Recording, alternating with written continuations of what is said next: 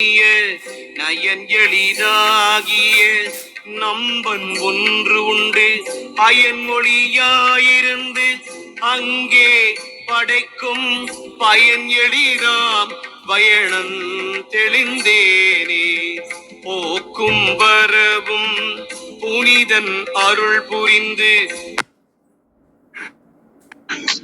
அனைவருக்கும் இனிய காலை வணக்கங்கள்.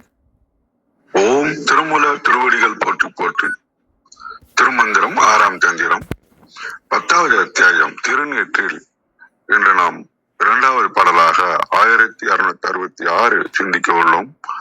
கங்காளன் பூசம் கவச திருநீட்டை மங்காமல் பூச்சி மகிழ்வீரே ஆமாகில் தங்கா வினைகளும் சாரும் சிவகதி சிங்காரமான திருவடி சேர்வரே அப்படின்னு திருநீற்றினுடைய விபீஜனுடைய பயனை மிக அழகாக இங்கே நமக்கு எடுத்து உரைக்கின்றார்.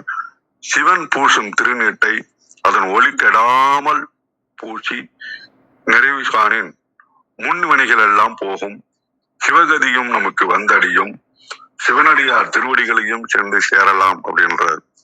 அப்ப காக்கின்ற மந்திர சக்தி உள்ளதால் கவச திருநீரு அப்படின்னு நம்ம சொல்றாரு. இந்த திருநீரு செல்வத்தை தருவது ஆன்மாக்களின் துன்பத்தை நீக்கி துயரத்தை போக்குவது பாவநாசினி அப்படின்னு இங்க ஒரு என்ட்ரி பாயிண்ட். ஏன்னா அந்த விபீதி இடுதல் அப்படின்றதுதான் என்ட்ரி பாயிண்ட். எல்லா ஃபேமிலிலும் இப்ப நம்ம எங்க இதெல்லாம் பாத்தீங்கன்னா காலைல எழுந்த உடனே பல்ல விளக்கிட்டு உடனே ஒரு விபீதியை பூசுவாங்க. குளிச்சுட்டு வந்து சாமியை திறந்து கும்பிட்டுட்டு ஒரு விபூதியை பூசுறது. அப்ப எல்லாமே சாம்பல் ஆகக்கூடிய ஒன்று அப்படின்னு அப்பப்ப நமக்கு நினைவூட்டி அவனுடைய திருவடியை நோக்கி நம்ம டிராவல் பண்ணணும் அப்படின்ற ஒரு பெரிய இண்டிகேஷனாவே நாங்கள் நினைக்கின்றோம். மிக்க நன்றி. பாருங்கள் கௌரி அம்மா, வணக்கம். மிக்க நன்றி, மிக அருமை. விந்தியாம்மா வந்தாங்க, எனக்கு காமிக்கல. பெல் காமிக்கிறேன், இதோ இருக்காங்க. ஒரு நிமிஷம். வாங்க விந்தியாம்மா, வணக்கம் அம்மா.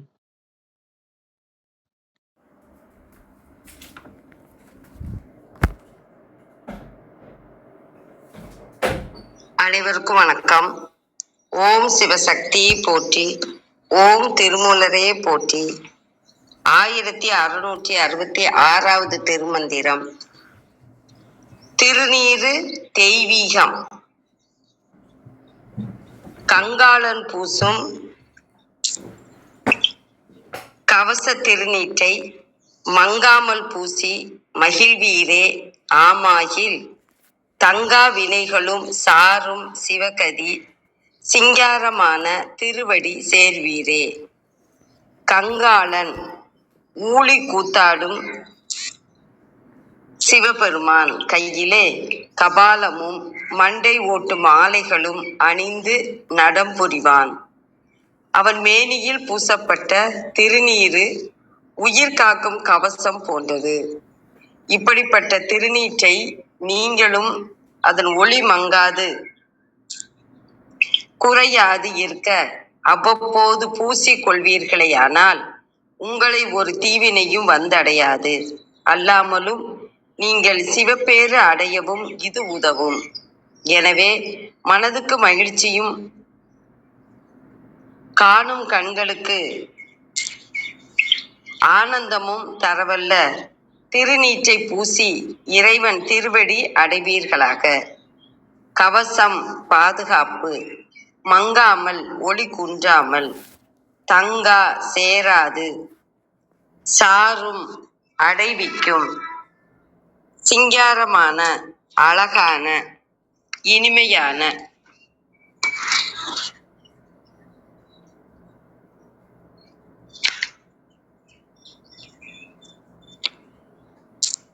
கழக வெளியீட்டில் அயன் அரி என்னும் இருவர்த்தம் முழு எலும்பு கூட்டினை சுமக்கும் சிவபெருமான் கங்காளன் என்பான். அவன் அவர்கள் உய்வர்க்கு காவலாய் உள்ளது திருவெண்ணீரு என்று உணர்த்த கவசமாக அத்திருவெண்ணீற்றை அணிந்து கொள்கின்றனன். அத்திருநீற்றை எப்பொழுதும் மங்காமல் பூசுதற்கு மகிழ்வாரிடம் எத்தகைய வினை துன்பங்களும் தங்கா. சிவன் நிலையும் சாரும் அழகிய திருவடி பேரும் கைகூடும். திருவடி சாயுச்சியம் முத்தி. அனைவருக்கும் நன்றி, வணக்கம். சிவசிவ திருச்சிற்றம்பலம். நன்றிங்கம்மா, மிக்க நன்றி. அனைவருக்கும் அன்பு வணக்கம். ஓம் நந்தியம்பெருமான் திருவடி போற்றி. ஓம் திருமூலர் திருவடி போற்றி. ஓம் நம சிவாய. திருமந்திரம் 1666. கங்காளன் பூசும் கவசத் திருநீற்றை மங்காமற் பூசி மகிழ்வீரேயாமாகில் தங்கா வினைகளும் சாரும் சிவகதி சிங்காரமான திருவடி சேர்வரே. Translation: If one who enjoys smearing the lustrous protective sacred ashes one by one, who wears a garland of bones, the karmas will not linger. Final deliverance will be attained, and one will reach the blissful feet of the Lord. அப்படின்னு கொடுத்துருக்காங்க. நம்ம திருநீற்றோட மகிமையும் அதை மங்காமற் பூசணும் அப்படிங்கிறதும் அதை கவசமாக நம்ம வச்சுக்கணுங்கிறதும் நம்ம இன்னைக்கு பாடல்ல இருந்து நம்ம எடுத்துட்டு போகலாம். எதனால அப்படின்னா, எதுக்கு சிவனுக்கு திருநீர்னு பார்த்தீங்கன்னா, அந்த படைத்தல் காத்தல் அழித்தல் அந்த இடத்துக்கு நம்மளை கூட்டு வர்றது இருக்கு இல்லையா, அந்த அழித்தல் தான். நம்மளோட இந்த மனமும் ஈகோவும் தான் நாம நினைச்சிட்டு இருக்கோம் இல்லையா, அந்த விஷயம் அழியப்பட்டாதான் நம்ம நமக்குள்ள இருக்கிற சிவன் வெளில வர முடியும். ஒரு உடம்புல நமக்குள்ளதான் இருக்கிறாரு. இந்த இப்ப நான் கௌரின்ற ஆணவம் தான் நான் பெருசா வச்சிருக்கேன் அப்படின்னா, அவர் பின்னாடி இருக்க சிவத்தை அதனால பார்க்கவே முடியாது இல்லையா. அப்ப என்னோட ஆணவத்துக்கு நான் கூட துணையா வச்சிருக்கிறது யாருன்னா என்னோட மனசு. என்னோட மனசு என்னோட ஆணவத்துக்கு தகுந்த மாதிரி அது ஆடும். நான் என்னெல்லாம் ஆசைப்படுறேன்னா அதுதான் முக்கியம்னு சொல்லும், என்ன நல்லா வச்சுக்கணும்னு சொல்லும், எனக்காகவே பேசிக்கிட்டே இருக்கும். நான் சொல்லுவேன் என் தொண்டைக்குள்ள ஒன்று பேசிக்கிட்டே இருக்கும் அப்படின்னு. அதுக்கு நான் ஒரு 15 வருஷம் ஒரு முன்னாடியே நான் அதுக்கு ஒரு பேரு வேற வச்சேன். நான் நமக்குள்ள ஒன்று பேசிக்கிட்டே இருக்குன்னு பரின்னு நான் பேர் வச்சேன் அதுக்கு. அது பேசிக்கிட்டே தான் இருக்கும், அது எனக்கு தகுந்த மாதிரியே தான் பேசும். நான் ஒரு சின்ன கஷ்டம்னாலும் எனக்கு சப்போர்ட்டாவே தான் பேசும். எந்த ஒரு விஷயத்துல என்னை விட்டு கொடுக்காது. நீதான் முக்கியம் அப்படிங்கறது தான் சொல்லிக்கிட்டே இருக்கும். அந்த மாதிரி நமக்கு எல்லாருக்குள்ளேயும் இருக்கிற ஒரு விஷயம் தான். எல்லாருக்குள்ளேயும் அந்த மனசு பேசிக்கிட்டே இருக்கு. ஏன்னா அது நம்ம ஈகோக்கு அடிமையா அது இருக்கும். நம்ம ஈகோவை நம்ம காப்பாற்றணுங்கிறதுக்காக நமக்கு கொடுக்கப்பட்ட ஒரு விஷயம்தான் நம்ம மனது. அப்ப நான் அந்த ஏன்னா சிவன்னாலே நம்ம பார்த்துருக்குறோம். அங்க ஆணவத்துக்கு மத்த எல்லா கடவுள்கிட்டையும் நீங்க அதெல்லாம் தாண்டி தாண்டி வந்துடலாம், மத்ததுதான் கேட்பாங்க. ஆனா சிவன் நான் சொன்னல பிச்சாண்டவர், அவர் உங்கள்கிட்ட கேட்கறதே உங்க ஆணவத்தை தான். அதே மாதிரிதான் நந்தி தேவரே ஆணவத்தோட இருந்தா உள்ள விட மாட்டாரு. சிவன் விடுறாருன்றதை தாண்டி அந்த ராவணனையே நீ உள்ள விடல இல்லையா அந்த கைலாசத்துல. அது மாதிரி இந்த ஆணவத்தோட நம்ம சிவனை நெருங்கவே முடியாது. அந்த ஆணவத்தை நம்ம சரண்டர் பண்ணாதான் நம்ம இறைவனை அடைய முடியும். அது மெயினா சிவனை. அதனாலதான் கங்காளன்றவர் அவரும் அந்த கங்காள மூர்த்தியும் எப்படின்னா அந்த எலும்புகள் ஓடோட காட்சி அளிக்கிறவர் தான். அந்த திருவுருவம் தான். அந்த எதை குறிக்குதுன்னா நம்மளோட இந்த ஆணவத்தை தான் குறிக்குது. இந்த ஆணவமும் அந்த அதுக்கு துணையா இருக்கிற இந்த மனமும் அதுக்கு துணையா இருக்கிற இந்த உடலும் தான். இது எல்லாமே இறைவன் பக்கம் நம்ம திருப்பணும்னா, இப்ப கௌரிக்கு அடிமையா இன்னொன்னு என் மனசுன்னு ஒண்ணு இருக்குன்னு சொன்னேன் இல்லையா, அதே மாதிரி நான் இப்ப இறைவன் பக்கம் நான் திரும்பிட்டேன் அப்படின்ட்டா இப்ப இந்த மனதுக்கு பாசே இருக்காது. நான் யாருக்காக வேலை செய்யணும் அப்படின்னு சொல்லிட்டு அது அமைதியாக ஆரம்பிக்கும். இப்ப எனக்கு கீழே என் மனம் இருக்குது. அப்ப நான் இறைவனுக்கு கீழே நான் போயிட்டேன் அப்படின்னா அது எப்படி இருக்கும்? அதுதான் உண்மையான ஒரு விஷயமா இருக்கும். நமக்குள்ள இருக்கிற இறைவன் பக்கம் நம்ம திரும்புறது. அந்த இடத்துலதான் நம்ம சரண்டர் பண்றது. எதை சரண்டர் பண்றோம்னா அந்த கௌரின்ற ஒரு விஷயத்தையே, அதுதான் என்னோட ஆணவமா நான் தூக்கிட்டு இருக்கிற விஷயம், அதையே நான் இறைவன் காலடியில வைக்கிறது. அதுக்கு அடையாளமா என்னன்னா திருநீர்.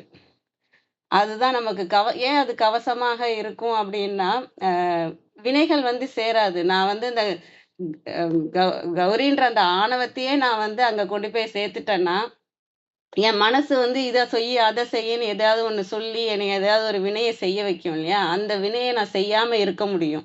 அதுதான் நம்ம கவசம்னா வெளியில இருந்து வர பிரச்சனைகளுக்கு கவசம் கிடையாது. நமக்குள்ளேயே நம்ம பேசிக்கிட்டே இருக்கு இல்லையா? நமக்குள்ளேயே இருந்து நம்மள வினைகள செய்ய வைக்கிற விஷயம், நம்மள கோவப்பட வைக்கிற விஷயம், கவலைப்பட வைக்கிற விஷயம், பொறாமைப்படுற விஷயம், ஆசைப்படுறது, இது எல்லாமே நமக்குள்ள தான் இருக்கு. இது அனைத்துக்கும் கவசமா எப்ப வந்து திருநீர் எப்ப இருக்கும்னா, அந்த திருநீர் வந்து என்னோட ஆணவத்த நான் இறக்கி வைக்கிறேன் அப்படின்ற இடம் வந்தாதான், இதுல இருந்து எல்லாத்துலயும் எனக்கு கவசமா நான் வந்து இறைவன புடிச்சிட்டு இருக்க முடியும்.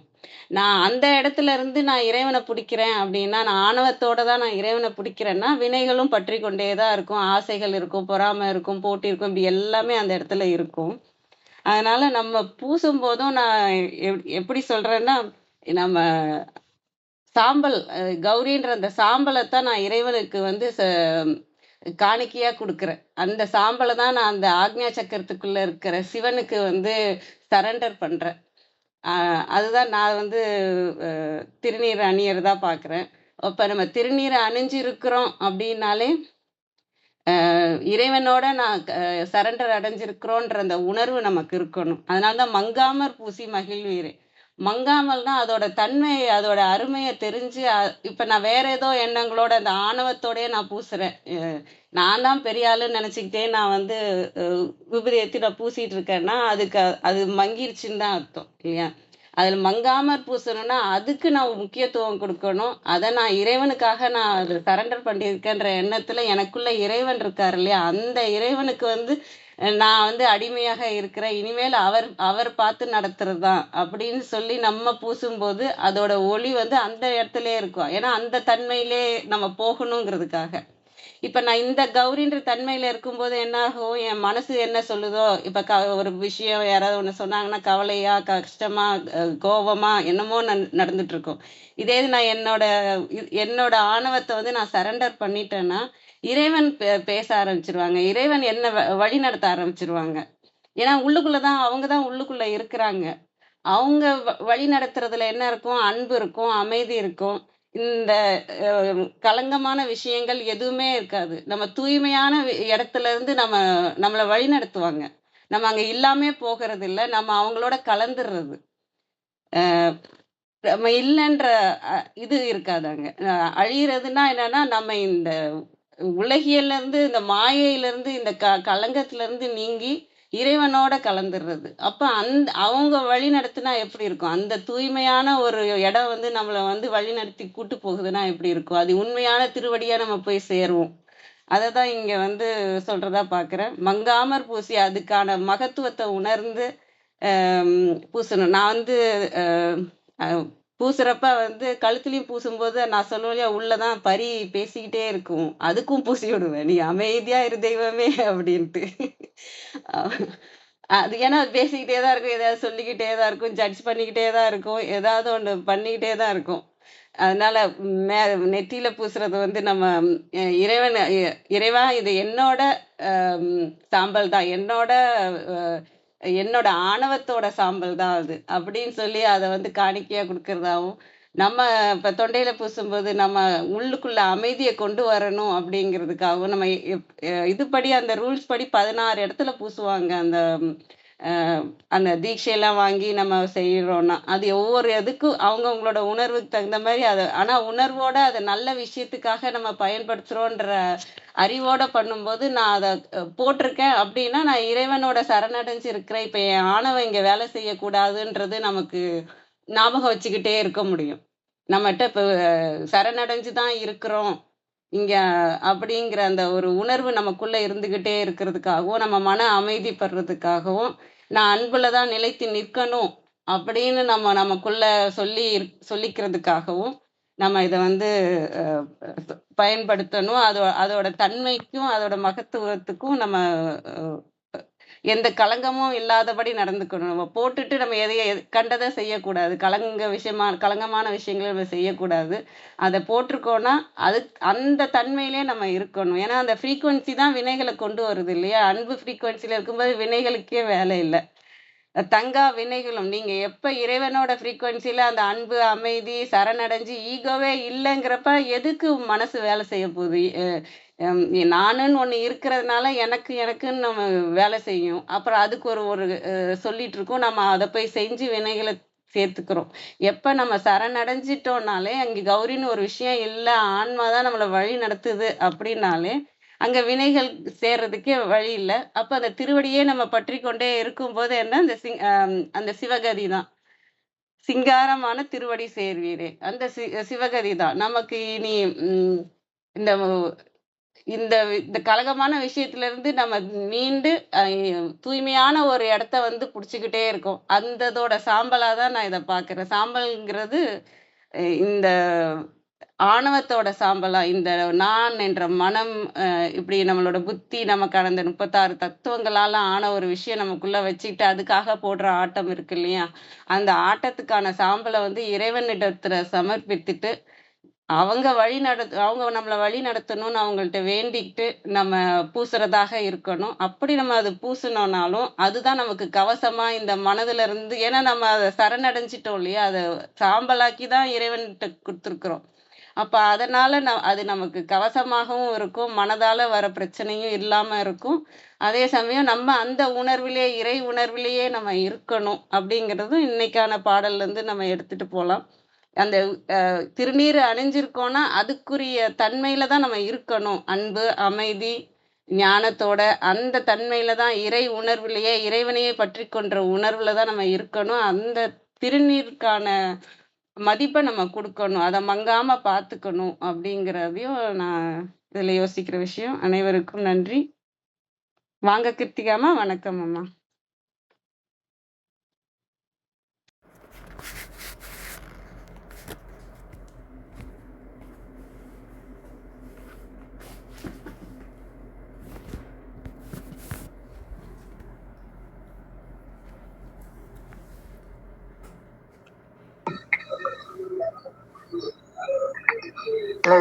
காலை வணக்கம். கௌரிமா ரொம்ப அழகா சொன்னாங்க. அந்த ஆணவம் ஒடுக்குதல் அப்படிங்கிறது. ஏன்னா அந்த வார்த்தை சொல்லக்கூடிய விஷயம் அதுதான். வெங்காளர் அப்படின்னாலே நம்ம அந்த ஆணவம் ஒடுக்கின செயல்தான். யாருடைய ஆணவம் அப்படின்னு கேட்டீங்கன்னா வாமனருடைய ஆணவம். இந்த வெங்காளம் அப்படிங்கிறது எலும்பு.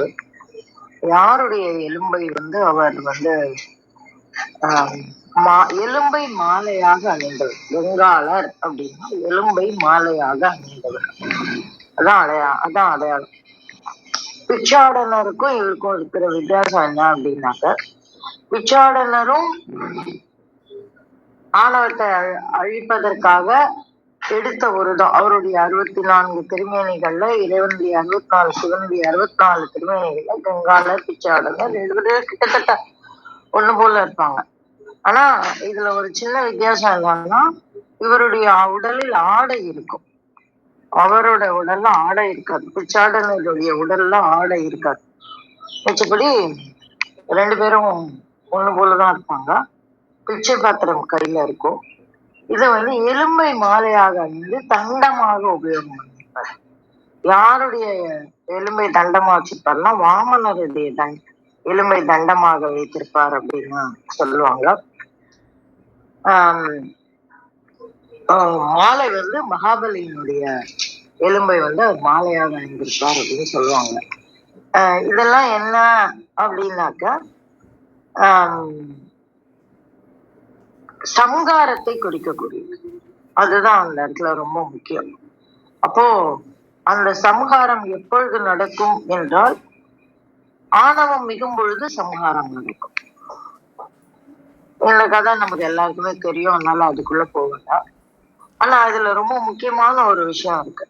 என்ன அப்படின்னாக்க, அவர் வந்து சுடலை பூசியவர் அப்படின்னு சொல்லுவாங்க. அந்த சுடலையில் இருக்கக்கூடியவர் அப்படின்னு சொல்லுவாங்க.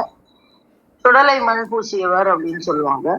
ஆனா இந்த இடத்துல அவர் எதுவுமே பண்ணல. ஆனா அவர் சம்ஹாரம் செய்து விட்டு ருத்ர தாண்டவம் ஆடியதாக ஒரு கணக்கு.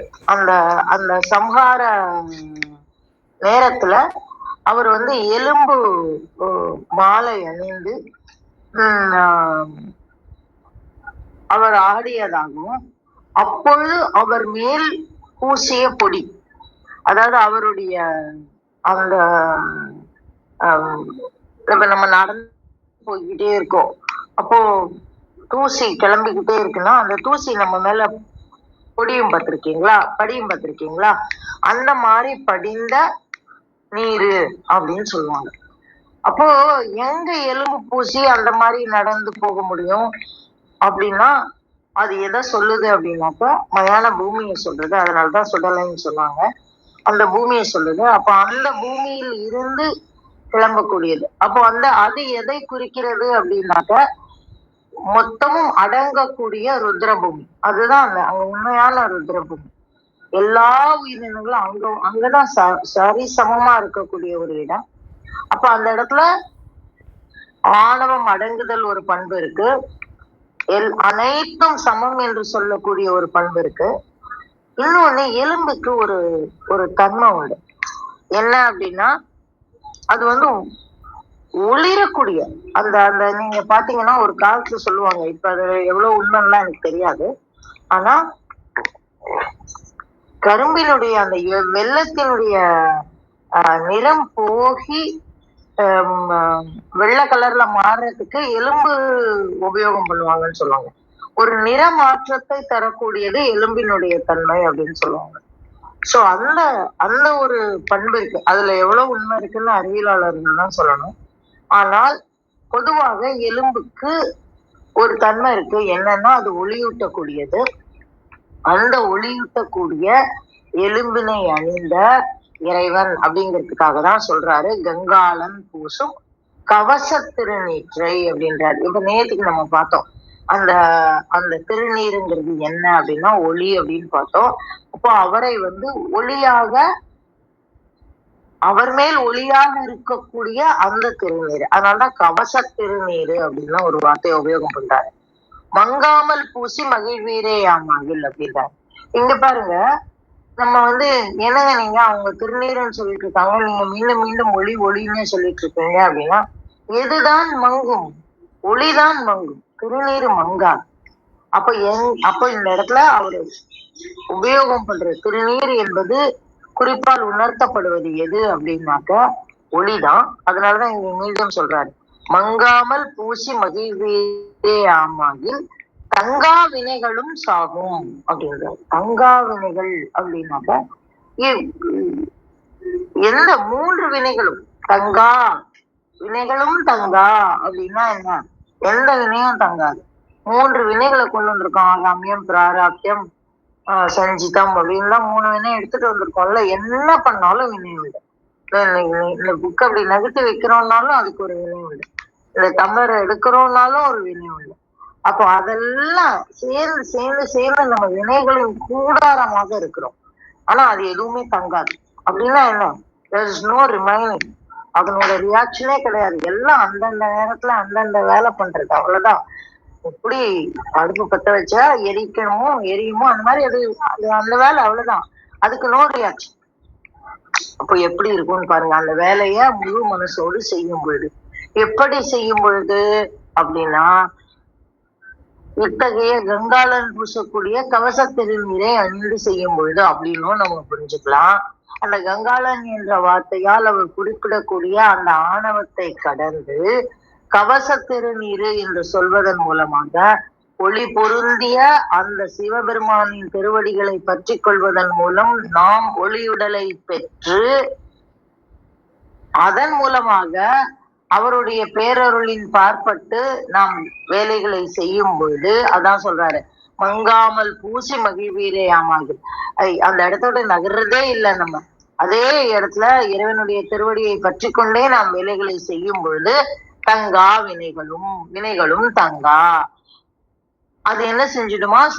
சாகும் சிவகதி சிங்காரமான திருவடி சேர்வீரே அப்படின்னார். அதாவது எல்லா நேரத்திலையும் இறைவனுடைய திருவடியை பற்றி கொண்டு அதன் மூலம் அவன் இருக்கக்கூடிய அந்த ஒளி மழையில் நனைந்து நாமும் ஒளியுடல் பெற்று அதுக்கப்புறம் அது மீண்டும் அவன் வந்து சம்ஹாரத்தை முடிந்து மீண்டும் தொழிலை செய்வானாகில் அப்ப அந்த இடத்துல மீண்டும் நடக்கும். சம்ஹாரம் முடிஞ்ச உடனே என்ன நடக்கும்?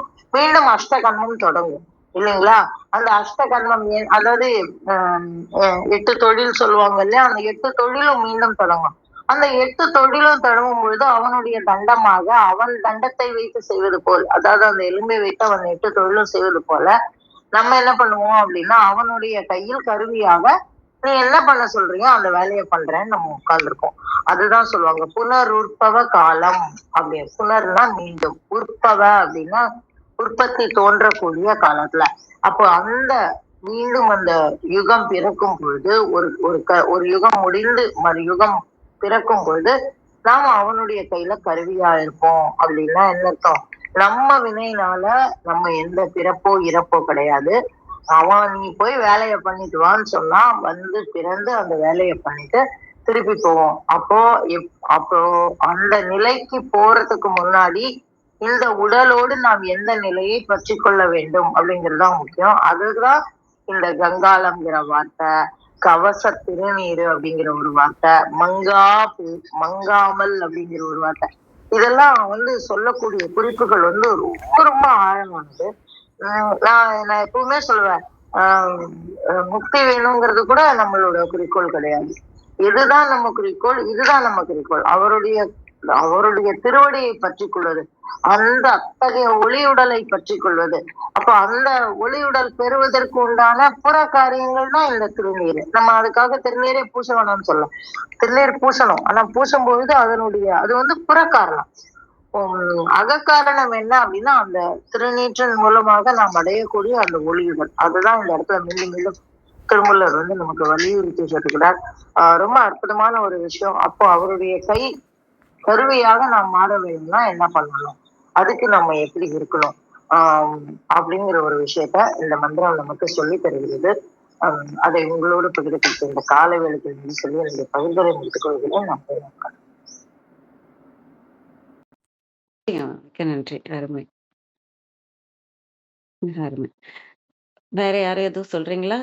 கருத்து, கேள்வி, உங்களோட புரிதல்?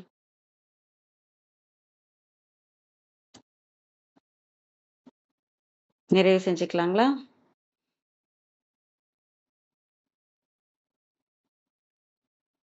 நன்றி. இன்னொரு ஒரு விஷயம், உங்க மனது சில நேரம் ரொம்ப போராடும் போது நீங்க அந்த மனதிட்டே கேள்வி கேளுங்க. இப்ப வந்து என்ன இப்ப யாரோ ஏதாவது ஒண்ணு சொல்லிட்டாங்க அப்படின்னா என் மனது வந்து ஒன்ன எப்படி சொல்லலாம், அந்த ஆணவத்துல ஒன்ன எப்படி சொல்லலாம் அப்படின்றது வரும் இல்லையா? அப்புறம் தான் நமக்கு கோவம் வருதா கவலை வருதா அது அவங்கவுங்களோட இதுபடி வரும். அந்த நம்ம ஆணவத்தை டச் பண்ற விஷயம் வந்த உடனே மனம் பேச ஆரம்பிச்சிடும் இல்லையா? அந்த மாதிரி பேச ஆரம்பிச்ச உடனே ஒரே ஒரு கேள்வி மட்டும் கேளுங்க.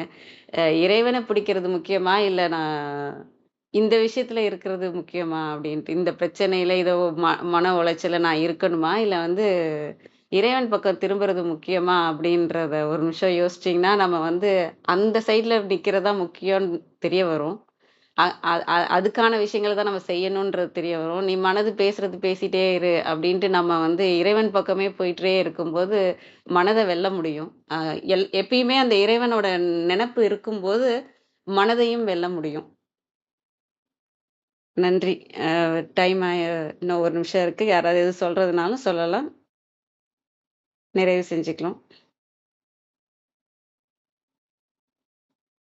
அனைவருக்கும் நன்றி. இன்று எங்களுடன் இணைந்த அனைத்து உள்ளங்களுக்கும் எங்களது மனமார்ந்த நன்றிகள். மீண்டும் நாளை காலை 6:30 மணிக்கு சந்திப்போம். தலம் நிறைவு பெறுகிறது. திருமூலர் திருவடிகள் சரணம் சரணம். திருமூலர் திருவடிகள் சரணம் சரணம். திருமூலர் திருவடிகள் சரணம் சரணம். அனைவருக்கும் நன்றி. ஓம் நம சிவாய.